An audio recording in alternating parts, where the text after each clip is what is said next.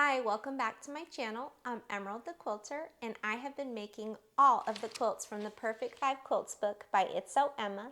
The quilt that I'm currently working on is called the Biscotti Quilt.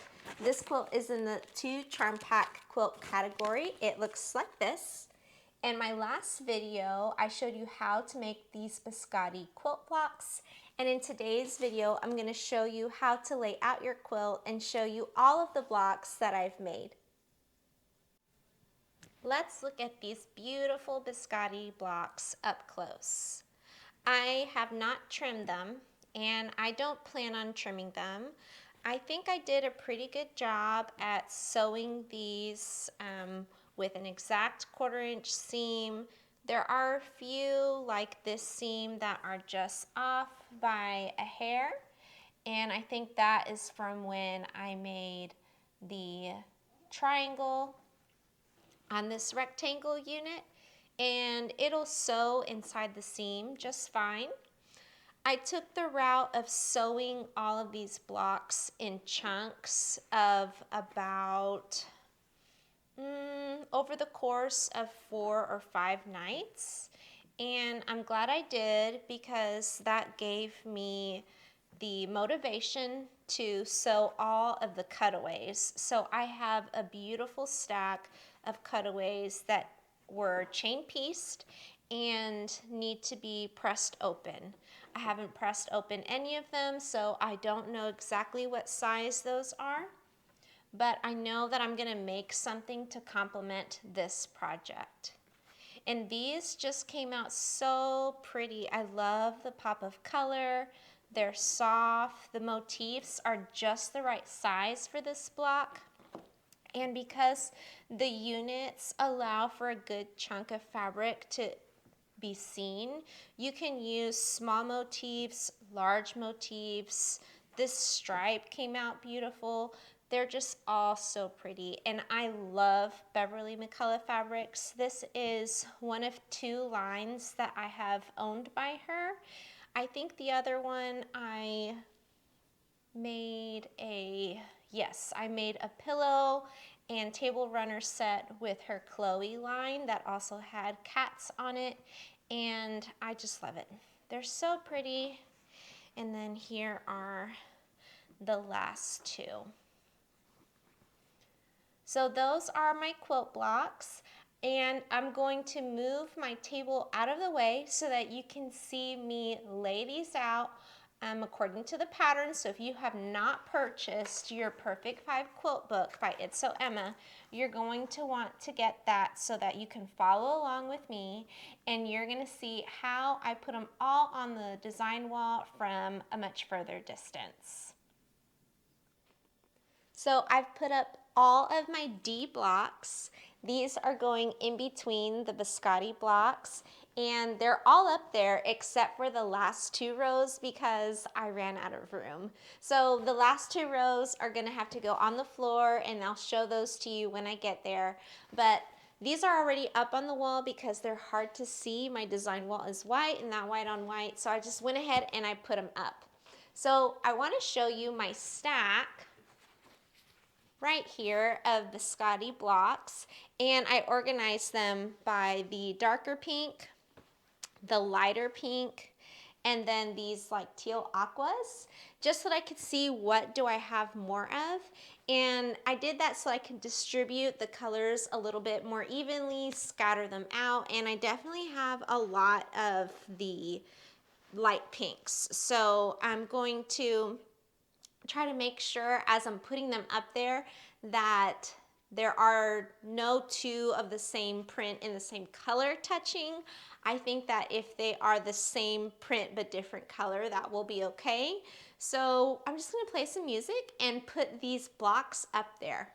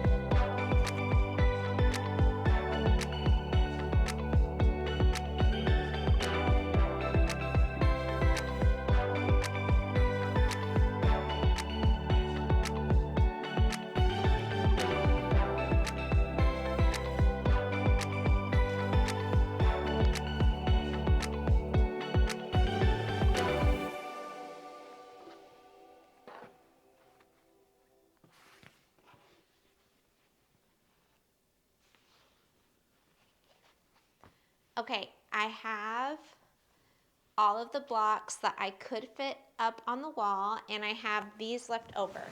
Now these are going to go on the floor, and I'm going to take a step back, look at it, make any more adjustments that I need to, and then start sewing my rows together. So hopefully it doesn't take me too much longer to decide what it is that I want to do. So far, I think that they're all distributed pretty nicely, and we'll look at it just one more time. Okay guys, I think I have decided on a layout. Don't mind my mess over here in the corner.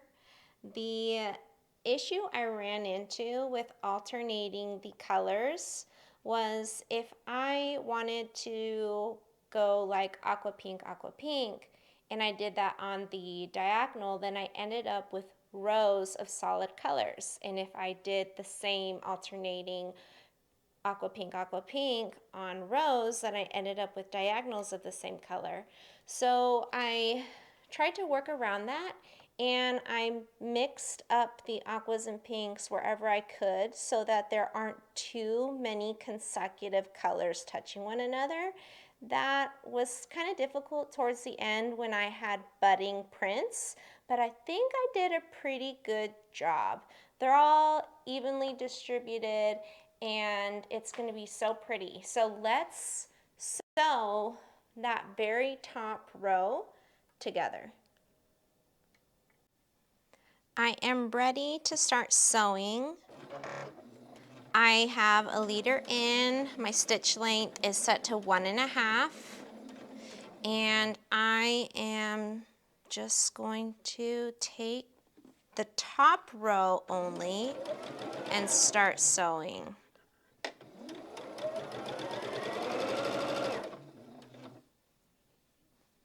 Making sure the seam underneath is facing the right way.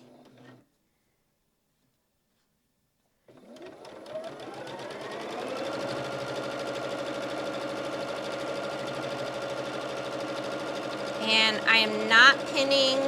If I need to, as I'm going along, I will.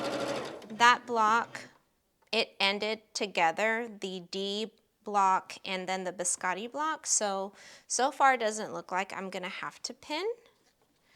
When I can avoid it, I usually like to do that because it just takes up extra time that I don't always have.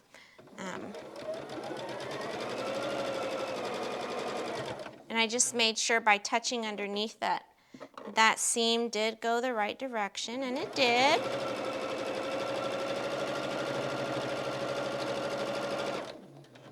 I'm going to adjust my fabric just a little bit.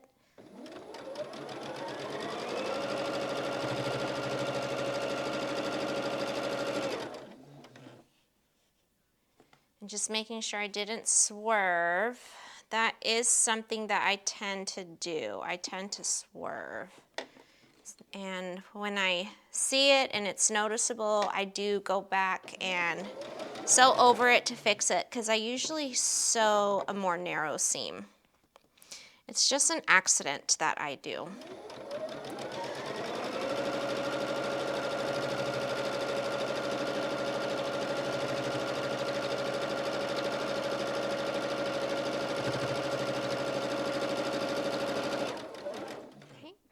And these are ready to be cut out, laid out again, and I'm going to make sure that I am putting them in the correct order. So I'm just checking my phone.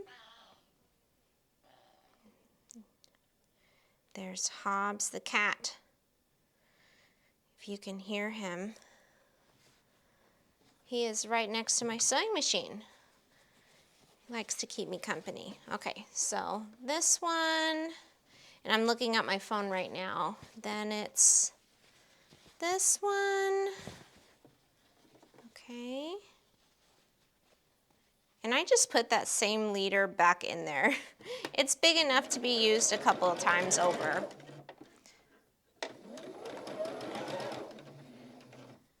Line up those corners and sew a straight line. I never did cut those perforated edges from the charm pack.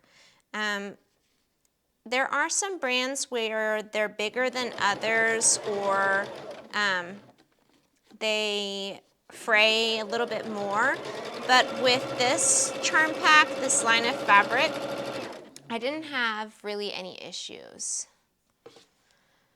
Okay, and then this one is at the end.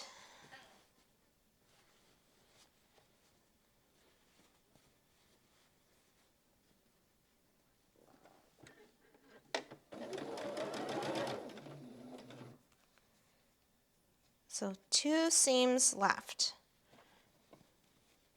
Once you get your Biscotti blocks done, this quilt sews so fast. So it's going to be kind of tedious with all of those cutaways, and then on top of sewing those cutaways together into half square triangles, if that's what you want to do like I'm doing. But once you get to this part, it is going to go super fast. And I like that because sometimes when you work on a quilt too long, you can get kind of bored, but this one was very fun to make and pretty simple to make once you got the hang of it. All right, this is the last time I'm using that leader, and this is also the last seam for this row. Oh, that just moved just a little bit. Okay, there we go.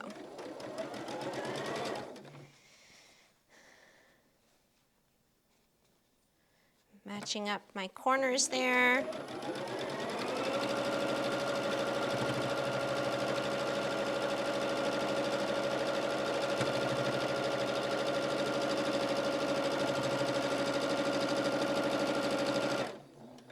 All right, all done. So now I am going to, and I don't think it says this in the pattern, but what I'm going to do is press my seams towards the D units. And every alternating row, this particular seam right here will be facing away from each other, so they're going to nest. Let me go ahead and do that, and then I will meet you back at the table.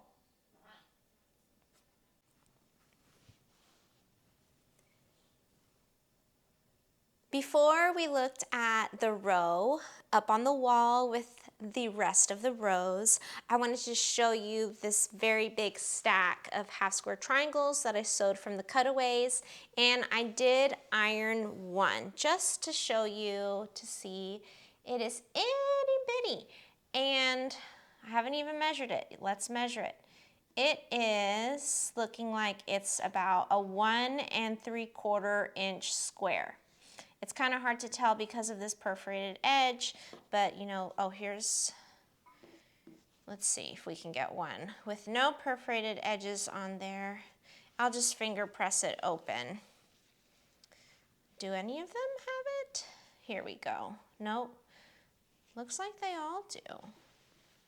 Okay, well, you know, that's just how it's gonna be. Let's just check one anyways.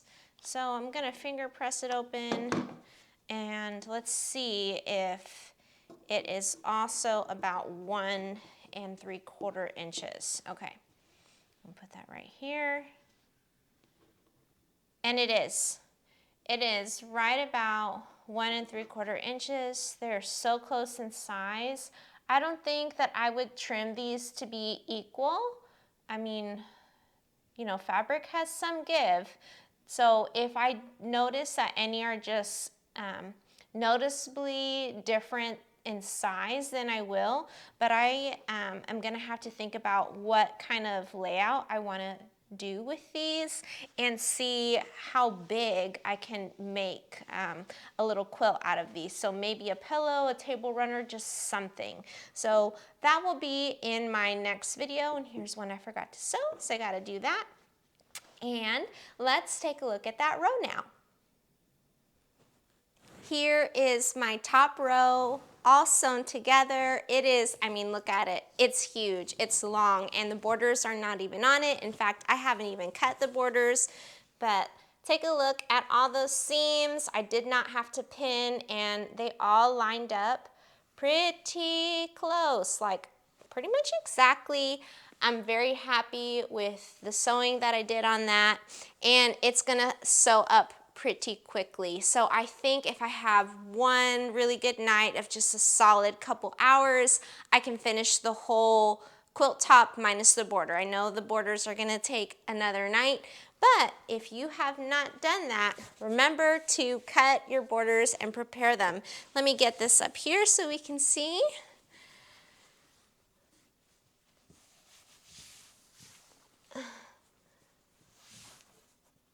Beautiful, so exciting. And I'm just trying to not step on my blocks on the floor, and hopefully my cat does not get to them until the next time that I can sew. And I just want to say thank you so much for sewing along with me. Thank you to those of you who have used my links to purchase the Perfect 5 Quilts book by It's So Emma. I have been asked this question, is the bundle worth getting? So here are my thoughts on the bundle. You definitely need the book because you can't make the quilts without the patterns from the book. But I have very seldomly so far with these patterns found myself needing to trim down. Now I have been quilting for quite some time now, and I've made some pretty complicated quilts. So I feel that I'm an experienced quilter. However, if you love your finished block to have no fraying, like at all, if you like to trim every unit as you're sewing them into the blocks, then at the end, you're probably going to want to have that template that comes in the bundle to square out your block. So it's completely up to you. In the Perfect 5 Quilts book, I'm not using it, and really I'm not using it because when I bought my book at the quilt shop, I bought it at So Special Quilts in Katy. I love that store. They didn't have the bundle, they just had the book. And so I've been making these blocks, these beautiful quilt blocks without it, and I haven't had any issues.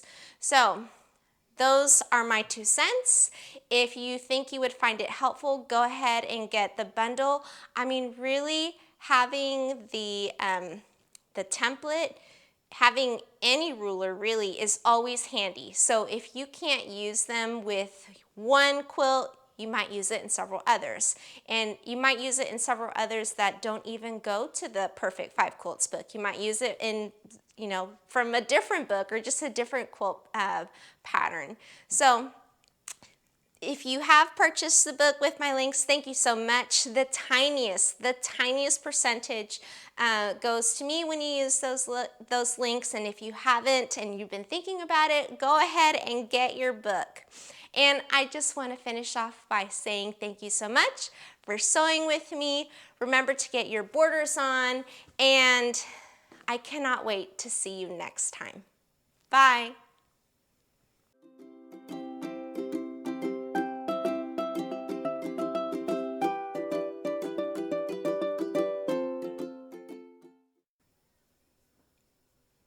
Kitty.